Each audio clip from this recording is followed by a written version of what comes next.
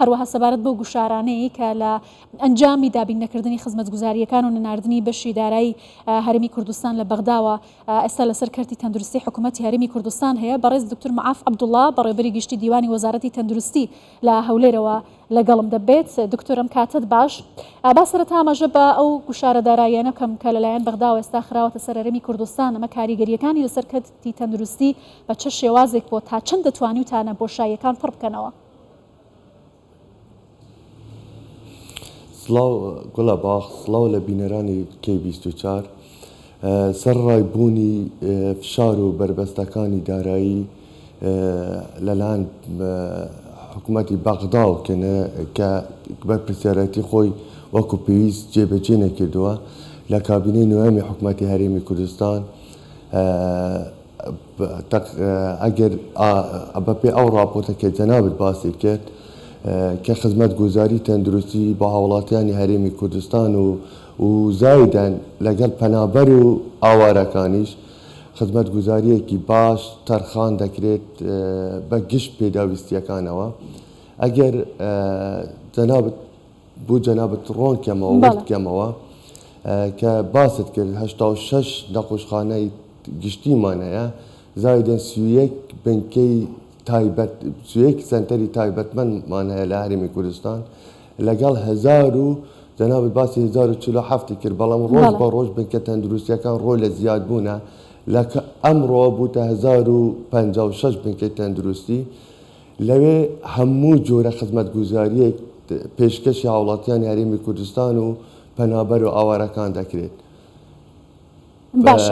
بەڵێ گوڵەخۆن.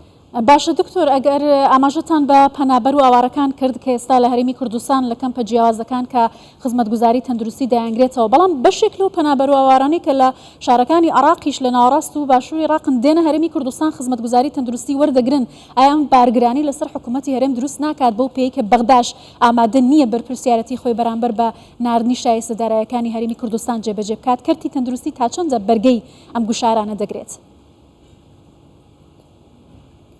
گوڵە باخ، طبعاً لەژێر کابینەی نوێمی حکوومەتی هەرێمی کوردستان کە مانگانە 7 ملیار دینار تەنها بوو دەرمان و پێداویستی پزیشکی و تاقیگە و ئەمانە خەرج دەکرێت. و ئەگەر بێنە سەر شێرپەنجە، بۆ نمونە شێرپەنجە ملیارێک و 600 هزار، لە سنتەری دڵ ملیارێک و 150 هزار و چەندەها جووری تریش ئەو خزمەتگوزاری ئەو پڕەپارەیە کە تەرخان دەکری حکوومەتی هەرێم. کابینەی نوێیەم ڕانەوەستاوە، کابینەی نوێیەم ڕۆژانە بەپێ داواکاری ئێمە کە ئێمە بەرسەکەینەوە بۆ سەرۆکاتی ئەنجومەنی وەزیران، تا ئێستا هیچ گرفتێکی وا دروست نەبووە سەر ڕایبوونی بربەست و سەر ڕایبوونی فشارەکان.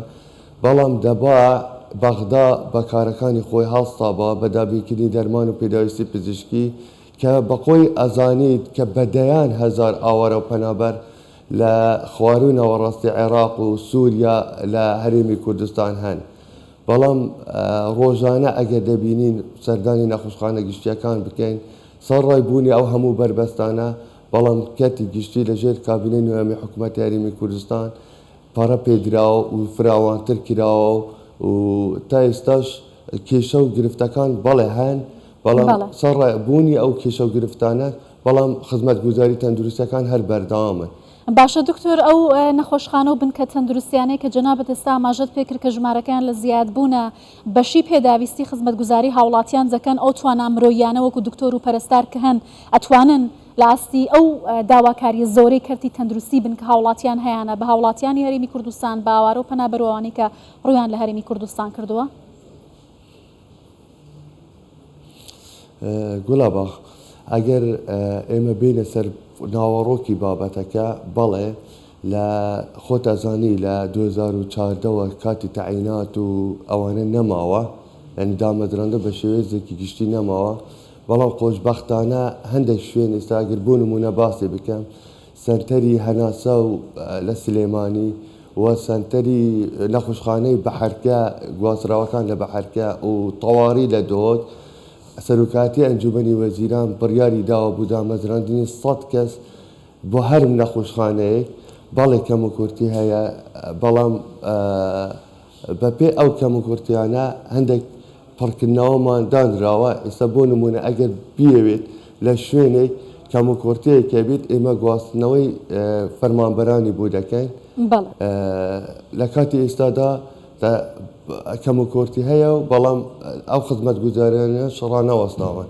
باشە پرۆژە و پلانی داهاتی وەزارەتی تەندروستی لە بەرامبەر و نەخۆشیە گوازراوانەی کە ئێستا ڕووی کردو بە تایبەتی نەخۆشی کۆلێرا کە بڵاو بۆتەوە بە ڕێژەیەک لە نێو شارەکاندا تا چەندە ڕێنمایی دەدەنە هاوڵاتیان دەتوانن ئەو بنکە تەندروستیانەی لە هەرێمی کوردستان هەن تا چەندە بەرامبەر بەم نەخۆشیانە خزمەت گوزاری پێشکەشکن هەموو ئامێر و پێداویستی تایبەتەکان بەرامبەر بەم بابەتە هەیە لە هەرێمی کوردستان؟